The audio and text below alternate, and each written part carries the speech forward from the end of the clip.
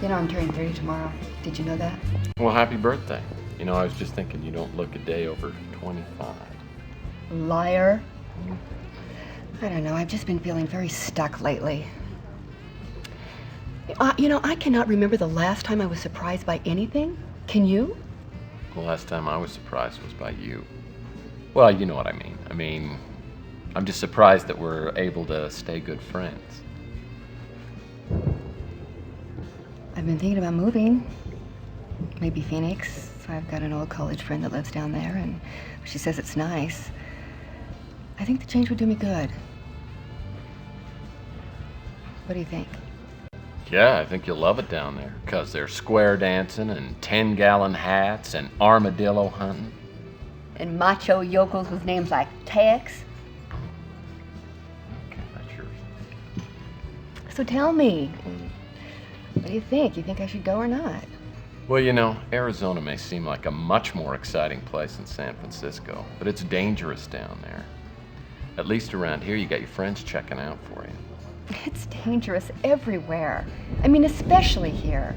I mean, did you hear about that co-ed? Someone murdered her in her own bedroom. I didn't hear about that. Who killed her? Well, the newspaper said it might be a serial killer.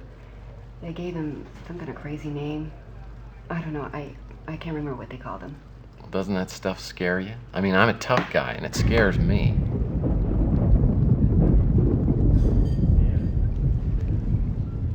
I appreciate your concern, Tex, but I have been fine on my own for a long time.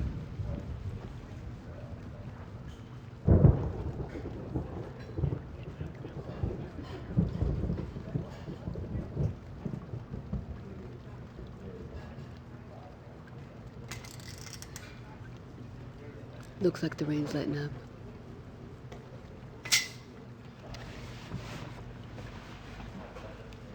I'm going home. Got a big date? Oh, yeah. Cary Grant and a pint of Haagen-Dazs. Hold me down.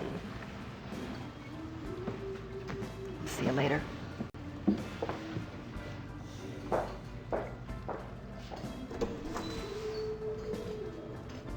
What a schmuck.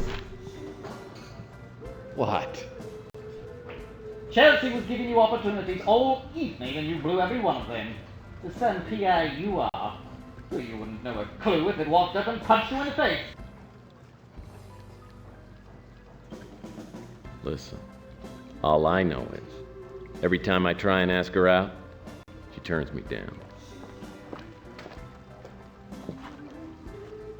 It's from the distinguished gentleman in the corner.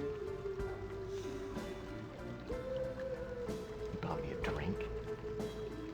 He bought you a bourbon.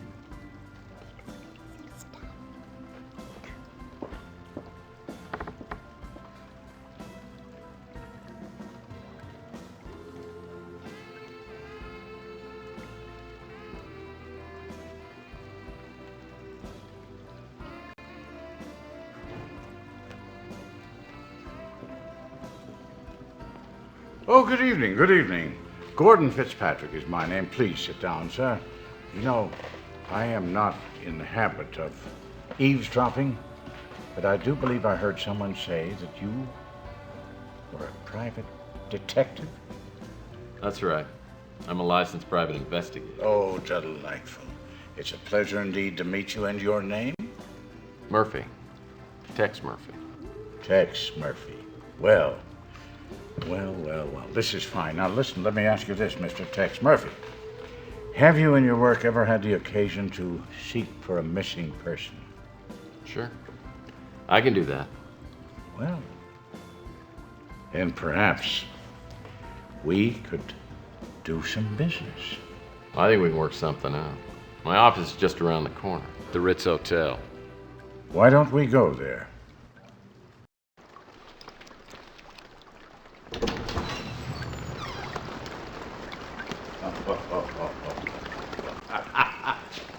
I like your office. Oh, yes, the ambiance is very authentic. Reminds me of those, those old detective stories that I used to watch when I was a kid. I'm sure that at any moment, Sam Spade is going to come marching through that door, but then who needs Sam Spade when I've got Tex Murphy standing in front of me? Did you always want to be a private eye? As far back as I can remember. Mm-hmm. Why don't you have a seat, Mr. Thank you. Fitzpatrick? Yeah. While all the other kids were logged on to Sesame Street Interactive, I was reading Hammett and Chandler. It must be quite an exciting life. Oh, it's got its moments. Don't get me wrong, it's not like the movies. It sure as hell doesn't pay very well. But it suits me. So what can I do for you, Mr. Fitzpatrick? Well, I'm trying to find an old acquaintance of mine, Thomas Malloy, Dr. Thomas Malloy. The last official address for him that I have is the Ritz Hotel. Now, do you happen to know him? Can't say that I do. It's very important that I find him. You know, let me give you a little background. For many years, I was a research scientist and I worked alongside Dr. Malloy. But about 20 years ago, maybe, I guess something like that, our paths diverged and I lost touch with him and he with me. And then very recently, I saw a photograph of him in a local newspaper. Now, it's a strange thing how time is such a natural equalizer. Makes us appreciate the faces from one's past. At any rate, the older gentleman in that photograph is Dr. Malloy. And I contacted the newspaper to find out where the photograph had been taken. It was at the San Francisco Technical University.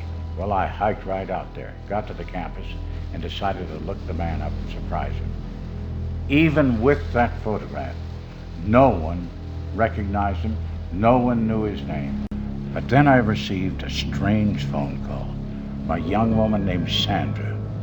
The man I knew as Thomas Malloy, she knew as Tyson Matthews. She seemed quite uncomfortable talking on the vid phone, so I suggested we meet. She never showed up for that appointment. You never heard from her again? You know, it's strange. But this simple, whimsical wish of mine to get together with my old friend has materialized into, I don't know, I feel a sense of impending doom. I fear for the young woman, and I fear for my friend, Dr. Malloy. It sounds interesting. I think I can look into this for you. Thank you. Now, you'll have to refresh my memory. How much is your fee? How does it work? I charge $500 a day. Of course. Plus expenses. Naturally.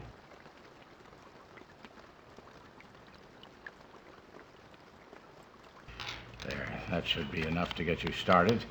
And here somewhere, there you go. I could be reached at that number. I'll be in touch. I feel we're off to a good start.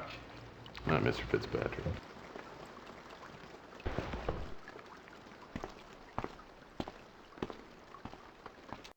This is the first cash I've had in months.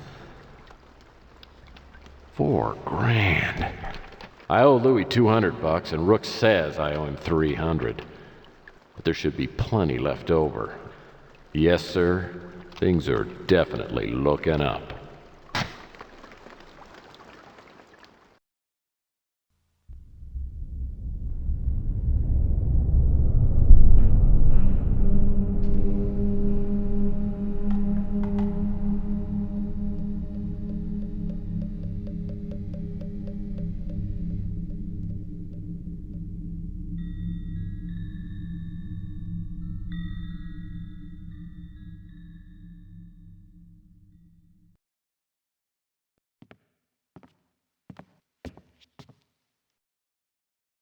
Fitzpatrick didn't give me much to go on. Just the newspaper photo of Malloy and the fact that Malloy stayed here at the Ritz. And there's that girl Fitzpatrick referred to, Sandra. Maybe I can track her down. First I need to find out which apartment Malloy was staying in and then get into it. That means I gotta deal with Nilo, my landlord.